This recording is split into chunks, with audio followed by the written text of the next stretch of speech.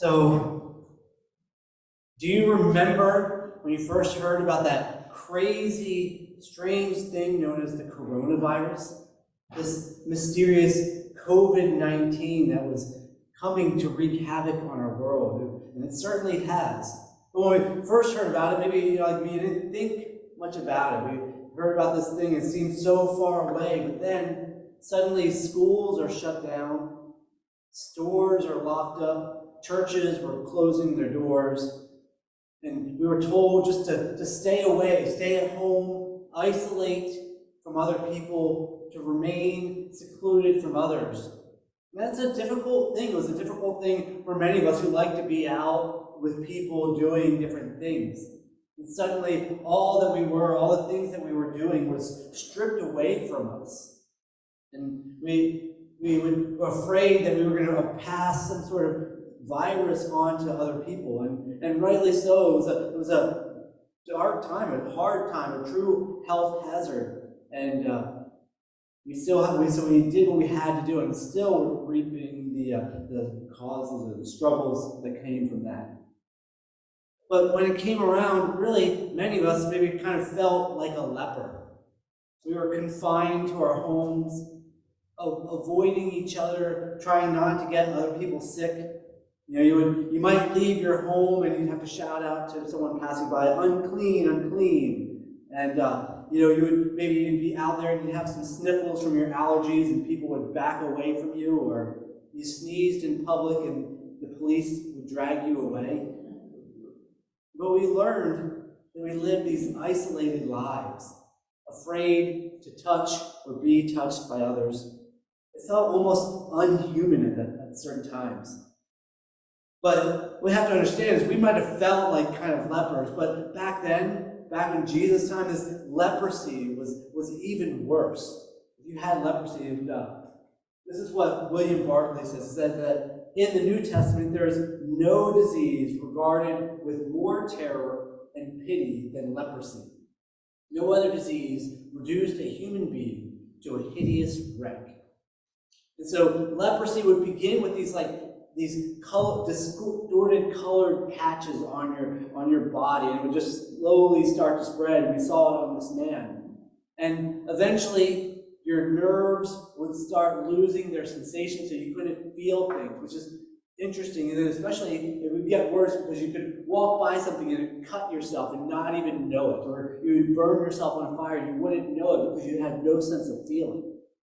And eventually, your muscles would begin to waste away, and it would get to your face, and you would become disfigured, and it would start letting out this foul-smelling discharge, and it would go onto your vocal cords, and it would affect the way that you speak, and eventually it would start this mental decay. And this was a disease that was, at that time, incurable.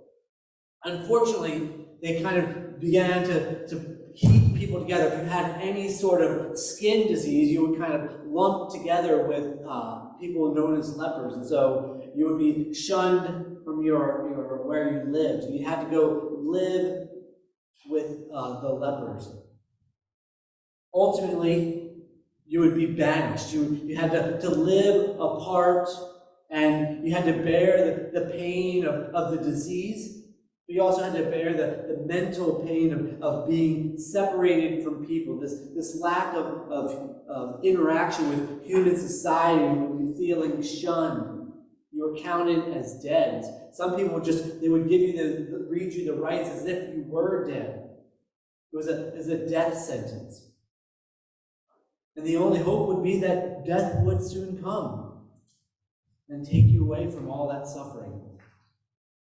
And that's kind of what we see in this story that we interact with this man. It says that he came to Jesus, he was a man with leprosy. Now, in Luke's gospel, Luke was a doctor, so he kind of understood more of what was going on. He said this man had an advanced case of leprosy. They assume he probably had it for about 8 to 10 years. Imagine that. He was the walking dead, doomed to walk the earth, suffering alone, unable to have any sort of human contact with people. Most people, they saw him coming, they would avoid him like the plague, because they knew that if they came anywhere near him, they might have that same fate as he did. And we saw it in that scene, right? The disciples are there, and they see him coming, and one of them pulls out a knife as if he knows it's going to kill them. And the other ones are like, don't breathe the air, and they're all just trying to stay away from this person. That's because the leper in the scene, he broke the unwritten code of conduct, right? He knew, because he had this disease, that he was supposed to stay as far away from people as possible. He was supposed to avoid people, be living on the outskirts. But he goes and he seeks out Jesus. He seeks him out. He believed, he knew in his heart that there was something special about Jesus. And so he took a huge risk. He knew the dangers he was facing, but he knew it was worth it for him. And he says this to him. He says, if you are willing, you can make me clean. He begs Jesus to spare his life. Something he knew was never done before. There was no cure for leprosy. So he knew in his head, and he believed in his heart, that Jesus would make him clean. And you notice what he says. He doesn't say, if you can. He says, if you are willing. He knew that Jesus had the power. He knew that Jesus had the authority to heal him. And so he's crying out to God for mercy.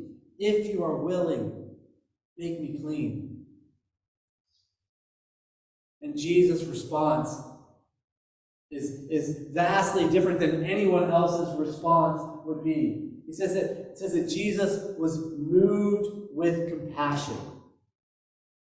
And so Jesus, moved with compassion, he steps forward to this man, and he bridges the gap between the disciples who are afraid of him and this diseased man.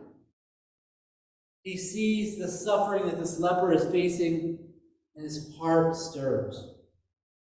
We see this idea of compassion throughout the Gospels. And in the stories of Jesus, when they talk about Jesus having compassion, it's often when he's seeing people struggling or suffering, whether it's in the multitudes or with an individual. We'll see it when there's a group of people and they've been out there listening to Jesus preach for hours and hours, and if they were to send them away, they would die hungry. And so Jesus, he sees this group, and he has compassion on them, and he feeds the 5,000.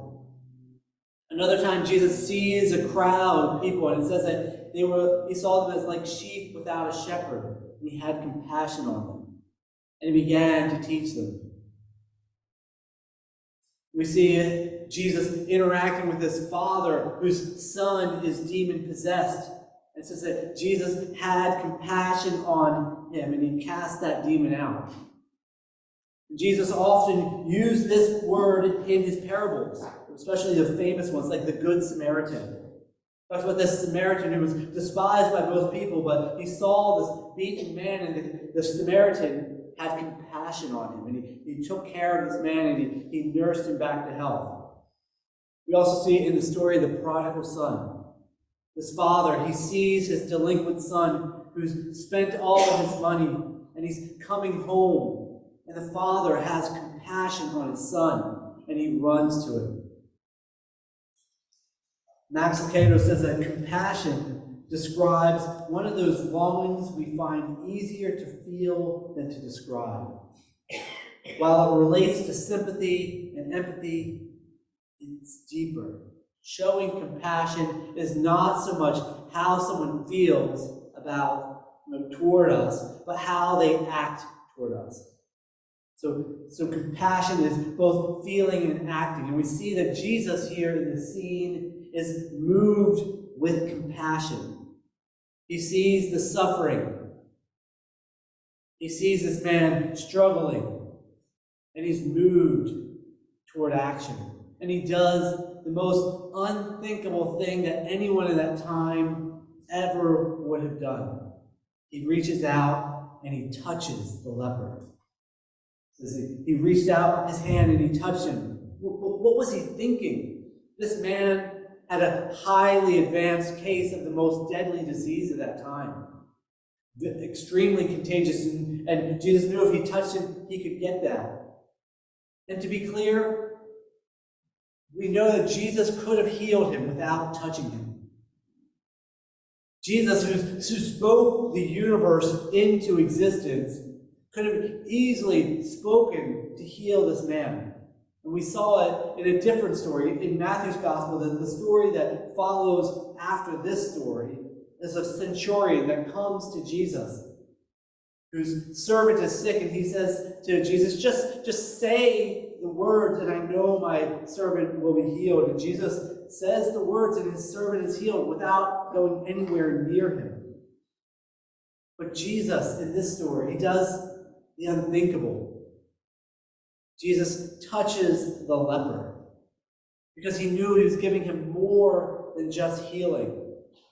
This man had been banished, living alone like a wild animal, untouched by human hands for almost a decade. Can you imagine what that would do to a person, to live in such isolation? So Jesus is offering to help him feel human again, to feel loved again, to feel accepted again. Just imagine this, that the first time in almost a decade where you feel the touch of a human hand is from the creator of the universe.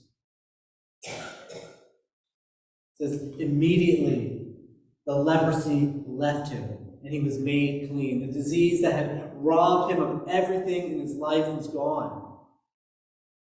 All that he was before has been restored. No more disease, no more pain, no more suffering, no more loneliness. He was made clean.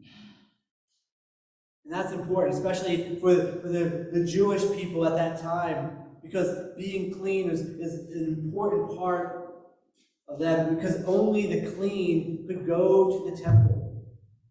Only the clean had access to God, could offer sacrifices. So Jesus isn't just saying he's physically clean, he's spiritually clean. Now he has access to God.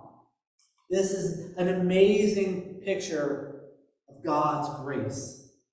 That the disease of our sin embodied in this man's leprosy is taken away. That we are all, in a sense, like these lepers, where we have this disease of our sin, and we're walking through life dead in our transgressions. But Jesus comes, and he touches us.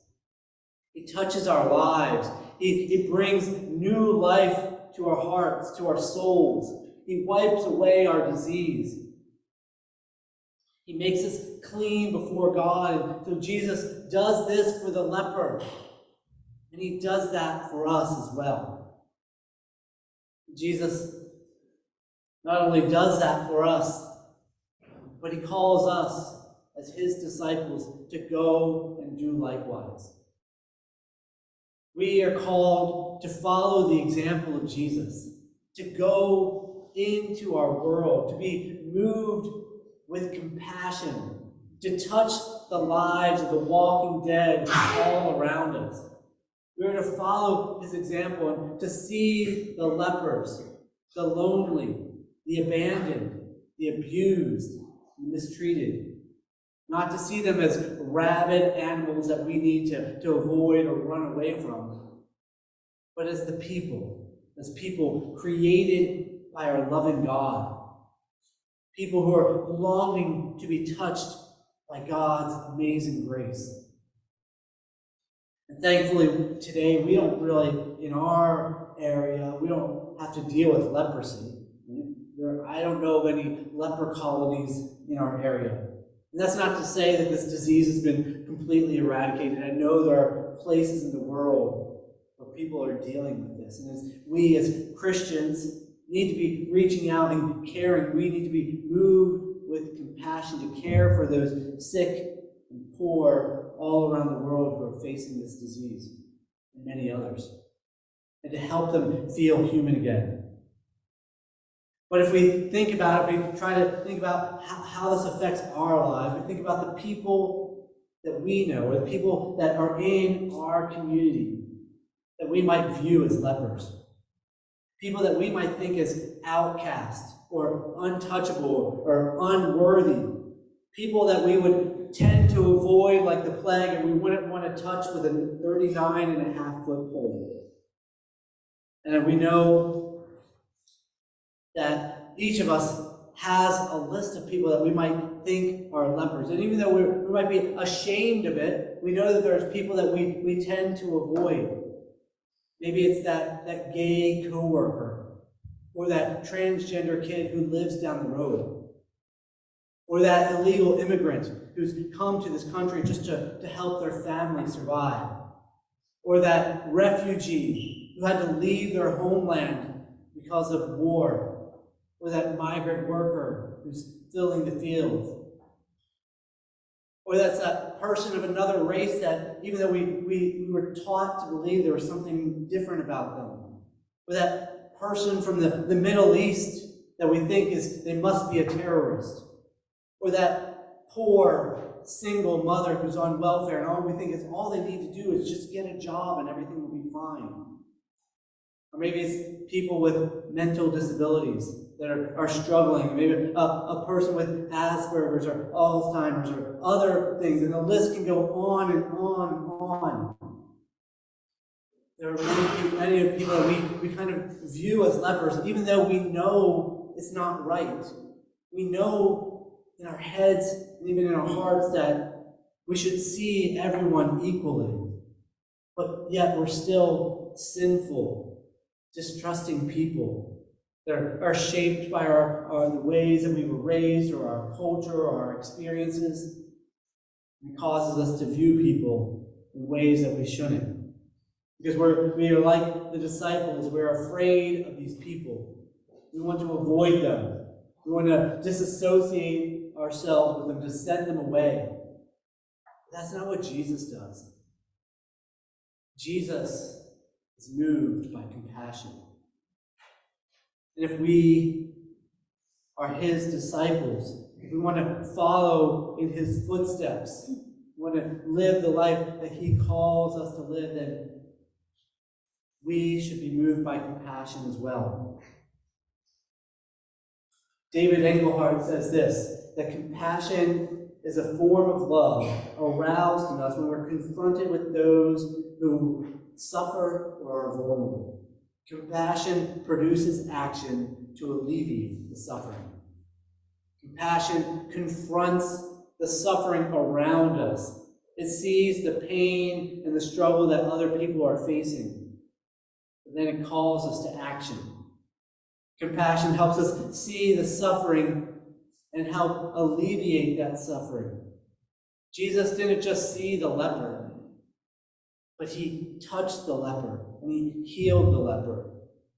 He knew what this leper needed. The leper didn't just need a physical healing, but he needed emotional healing and spiritual healing. So Jesus reached out and he touched this person. So how do we make this story come alive or real for us as we go throughout our days?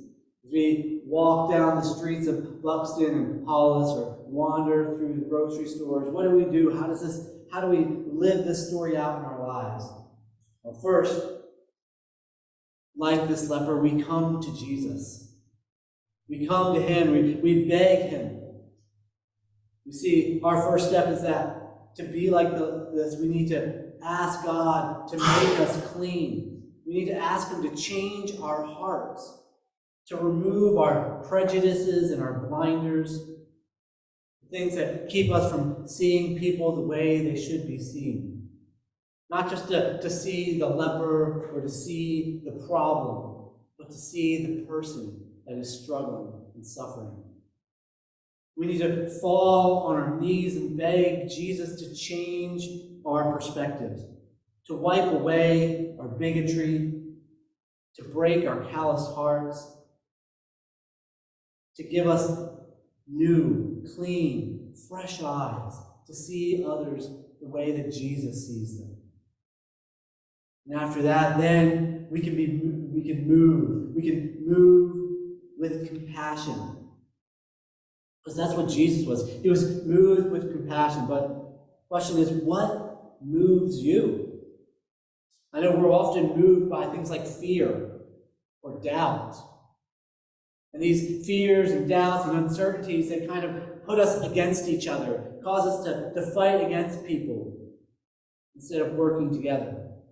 Or we're moved by our own self-preservation, looking out for our own interests and trying to keep it to ourselves. So we're moved by our own security, trying to keep ourselves safe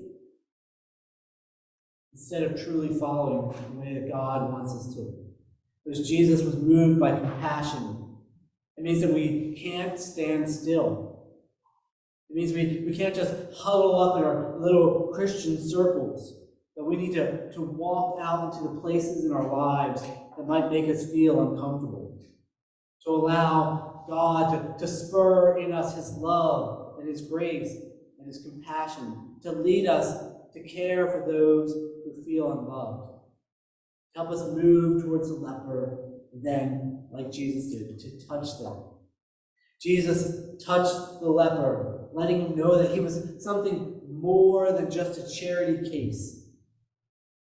Jesus saw him as a person longing for connection, a person looking to be recognized as a human being, someone seeking to have meaning that has been absent from his life for so long. When Jesus touched him, he reminded him of something that was long forgotten in his soul, that he was a beloved child of God, created in His image. Jesus said more with that touch than he ever would have said with his words. And so he calls us then to go out and to touch others' lives. To not stand off at a distance, but to engage with people. To engage with those who maybe make us feel awkward or strange. To interact with those people who might be experiencing pain and suffering in their lives. To offer hope, not our own hope, but the hope of Christ. To remind them that they're more than their diagnosis or their color or their stereotype or whatever, that they are human, formed in God's image and redeemed by Jesus. We're going to close up our service by singing a song called The Song for the Nations. And as I was thinking through this, how to wrap up this service, I was trying to think about a song that would really help us. And, the first songs that we sung were kind of about our relationship with God. Where we said we lift our eyes up, looking for help. We ask Him to build our lives on Him. We talk about how we'd rather have Jesus and how His love lifted us, and so that we can thank Him for all that He's done. But as we end our service, I don't want us just to think about our relationship with God, but how our relationship with God calls us to relate to others. In the Song for the Nations, it reminds us that we're not simply to come to God for our own blessings and benefits, but we're to come to God for the blessings and benefits of others, for the nations, for the people of the world. It says, may we be a shining light to the nation, a shining light to the people of the earth. This is one of the things that the people of Israel got wrong. They stayed internally focused. They lost their compassion. They lost their way of seeing the world the way that God sees the world. And that's a danger that the church now is also facing. So as we sing the song, I hope that it's a reminder to you, that it's a prayer for us to come to Jesus, to allow Him to help us be moved with compassion, and to touch others with healing. In the third verse, it says this: may we be a healing balm to the nations, a healing balm to the people of the earth. till the whole world knows the power of your name. May your healing flow through us. Now, it was Jesus, and only Jesus, that was able to bring true healing to this leper. Jesus offered true physical healing, true social healing, true emotional healing, and true spiritual healing. But then he calls us, as his people, to bring the healing balm, to bring the precious ointment of Jesus, the salve of our Savior, to the world. And so as you go out these days, you go out into the world, may you have the healing compassion of Christ flow through you. Maybe to the whole world, even those you see as lepers will know the healing of his name. May his healing flow through us.